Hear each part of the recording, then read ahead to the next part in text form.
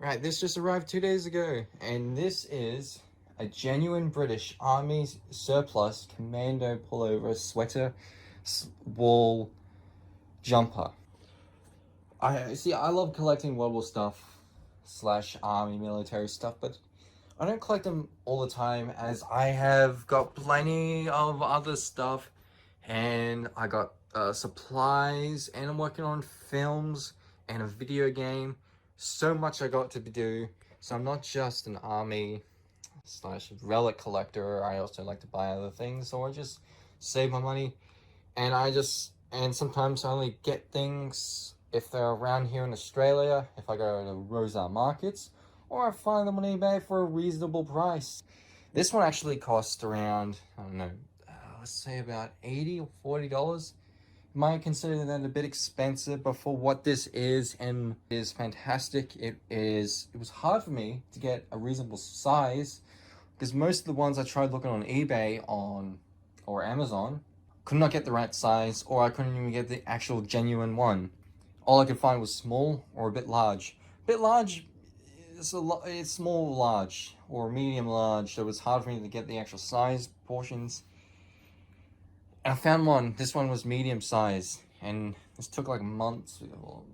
I would say weeks, because I got this from the United Kingdom. Definitely much more not further away from China, so it's much more quicker than the stuff I get from China, and much more harder things to get from overseas as well. Now, many reasons why I love this sweater is that I am a fan of Doctor Who.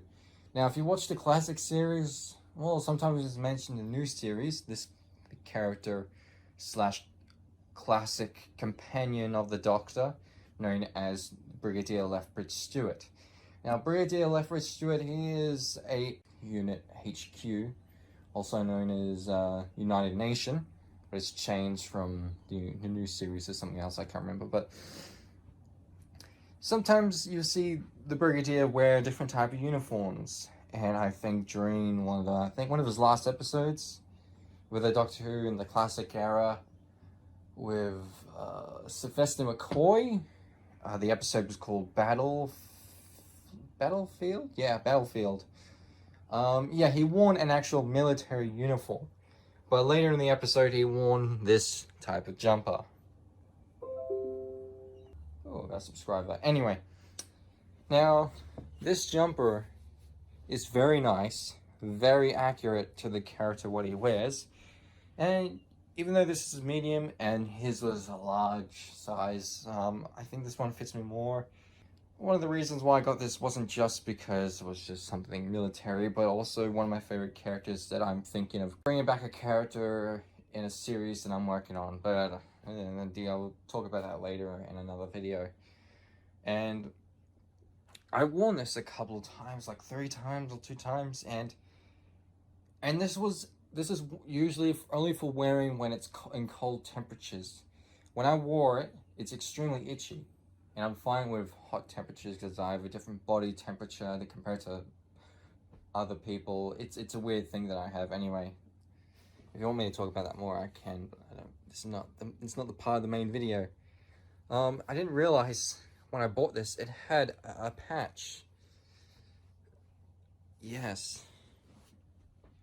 And all the name tags have been removed. I don't know if they're name tags or size tags. I don't know. You can clearly see Jersey.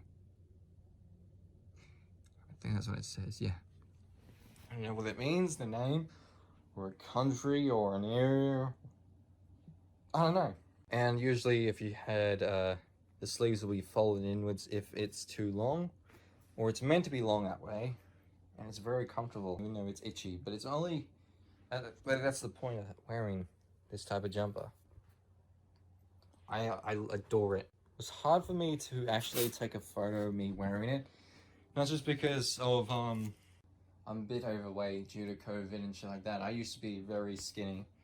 Well, there's been a lot of things going on. And me wearing it, I kind of look weird. Couldn't get the right angle. Couldn't even get the proper lighting and color for it. So this is, and even right now that I'm recording this, for some reason, mostly with anything when you're recording something. Light will be completely, the way it looks in the naked eye is completely different to the camera. So this looks like a bit of a dull green, but no, it's actually a very dark, brightly green. It just looks odd on camera for some reason. Even that picked up more. It's weird. Yeah, even I even had troubles looking at photos and information on eBay or whatever websites, because I always picked up this type of color on camera. But in the naked eye, it is much more greenish than it looks on camera, as I said. Hey, this is something I like. I like collecting this kind of stuff. I like to, if I can put it in my wardrobe. Actually, I think I'll just put this back in its bag, because it seems like wool and bits and bobs are going everywhere.